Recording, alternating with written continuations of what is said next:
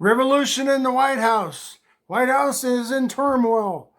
Before I get into that, please like, share, and subscribe. And please put your comments in the comments. Please let me know how we're doing on this video. And any suggestions, please let me know.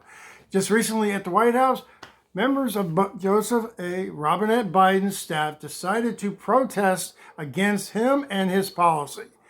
In other words, the executive branch workers are protesting against the policy of the United States, trying to convince the president, like all these other protests are doing, United Nations are doing, which I totally disagree.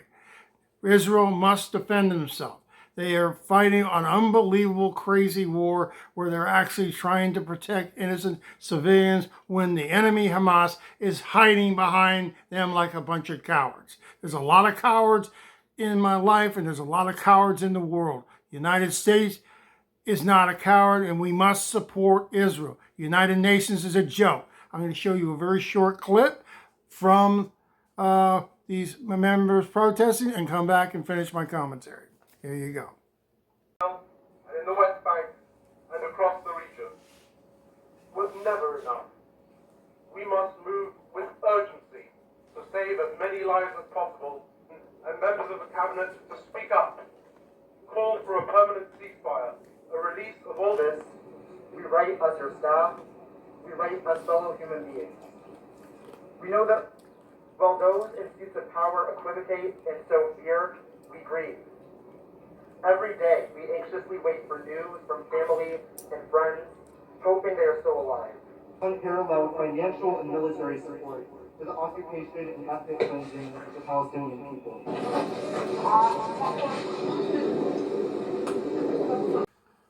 Before I get into the commentary on this, everybody has a right to their opinion. Everybody has a right to say what they got to say. But I have to say, these members of the White House staff work for the government. They work for the president, and they work for the people. The president has decided to support Israel. And we must support Israel because what happened on October 7th, period. They are fighting an enemy that's hiding behind civilians. There was 1,200 plus Israelis killed. A bunch of hostages, some Americans, a lot of hostages all over the world. They are cowards and they are fighting like cowards. There are a lot of people that talk behind people's back. It happens every day in every single family. But they are talking to people in the public and making this country look bad. And also, these protests, even though they have a right, but since they're government officials, remember Vietnam, some of you were not born then, but basically a lot of people started to protest American policy. But they are a security risk to the United States, period, point blank, and they should be fired. There's also potential rift between Kamala Harris and the president. She's on the news saying that we should have restraint and calm down and take care of trying to save as many Palestinians' lives. We must do that. We must help Israel to do what they need to do to get rid of Hamas. But you do not tell another country how to fight a war and what to do to protect their country. Period. You just don't do that.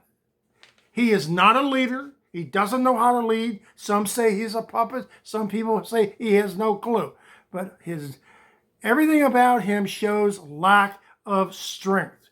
The world, and the Putins, China, all over the place, they are watching this country not defend itself against attacks of our troops, our ships, shipping, airing everywhere across the globe, and this guy must stand strong for Israel, period. Make up his mind. Stand the ground, period.